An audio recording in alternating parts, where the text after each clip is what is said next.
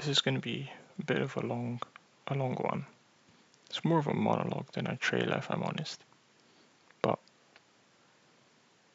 I think it's a worthwhile watch. 6 months. 6 months it has taken me to get here. 6 months of hard work, dedication, and a lot of luck. But I'm almost at the summit. And there is only really one way to go. And hopefully, I'll reach it June 8th. I saw something on Instagram the other day, and it resonated with me a little bit. I'll link the original in the description. One of my favorite types of people are the ones who admit they don't know enough. It's not because they aren't smart or haven't read much or traveled to many places. In fact, it's usually the opposite. Because instead of pretending to understand or shying away from the things they don't know, they run towards them with open arms. This resonated with me, but why? Streaming this game has brought a lot of joy to my life I didn't think I could find again from Pokemon. You could chalk it up to growing up and not being interested in what is a kid's game anymore, and I'm not a kid anymore. But I feel it's something more than that. When I first got into Pokemon, it was a learning experience, and that was fun for me. But eventually, as I grew older, it wasn't a learning experience anymore, was it? And I think I've been searching for something like that for a long time. And I believe I found it. When I first started playing this game, I didn't know anything about it. All I'd seen was a few videos, a few streams. I also wasn't very experienced with nuzlocking. I had just nuzlocked a couple vanilla games, that was it. I originally started playing this game offline in early 2024. I streamed for the first time in the summer of 2024. I wasn't very good. I wiped to Rich Boy Santos because I had missed the simplest thing. The shift tree had chlorophyll. But I wasn't upset that I wiped. I was more annoyed that I didn't see that because it's such a simple thing to miss. You don't think you'd miss those things. And I was so annoyed that I stopped. And I went back to what I knew. I beat every single vanilla game I owned again and again until I made no more mistakes. And I knew each one back to front. I didn't think I'd come back to run and bun. You could argue I gave up, but I'm here now, aren't I? And when I did decide to come back, there was a lot of talk of Peachal dropping his video. Obviously, he said December, January, February. Eventually, it released in March. March.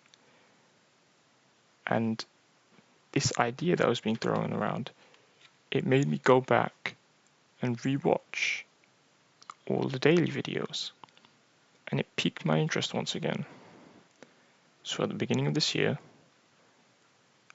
I started Where's the attempt you see before you? Attempt 12.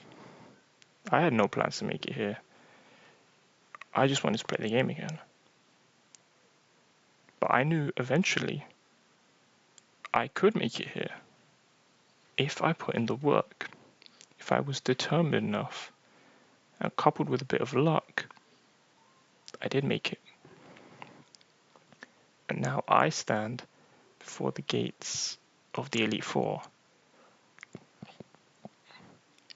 This entire journey, everything you work towards, because everyone wants to be the Elite Four, right? You don't just play the game for the fun of the game. I mean, maybe some people do, but everyone wants to beat the game. And the entire game and the journey I've had, it's all been one learning experience. And being able to say I've made it here is something quite magnificent. But the idea that I could be one of the people that stand at the top of the mountain amongst the 60 other people who have beat the game, it really excites me. I'm nervous, but it excites me. In another life, who knows? This may have been different.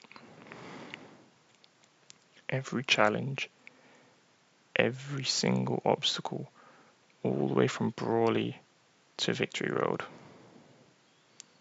beating Vito 2, every single one has been the steps to reach the top of the mountain.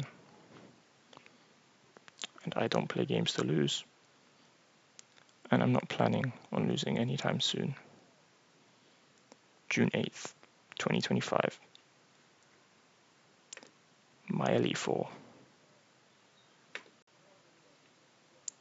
And let me tell you the team. Maybe you've seen the poster.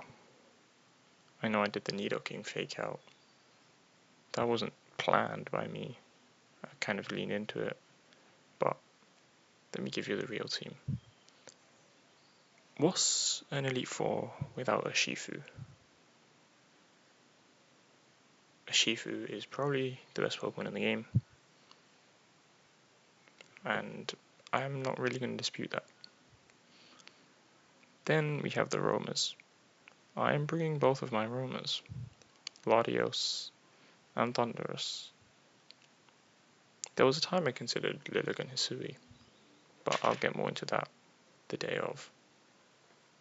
Then, every Elite Four needs a Dark type. Well, most of them. And I'm bringing Absol. I also really wanted to bring Hydreigon, but there was some circumstances around that didn't let me do it. And I have 2 slots left. One is going to Infinite. There's a specific reason behind that, and again, I'll get to it on the day of. And then there's the new guy. If you're familiar with me, my streams, why St. Peach Alcord, I have talked a lot about bringing this guy. Not just because I thought, oh, it has tech. It does have tech. I won't be doing said tech, unfortunately. But just because it's a good Pokemon. It's a fairy type. And it's not the best fairy type, obviously, but nothing beats an Amorous, and I like Florges. So I'm bringing Florges. Shifu, Latios, Thunderous, Infinite, Absol, Florges. 6 I'm bringing to the Elite Four. Remember the date, June 8th.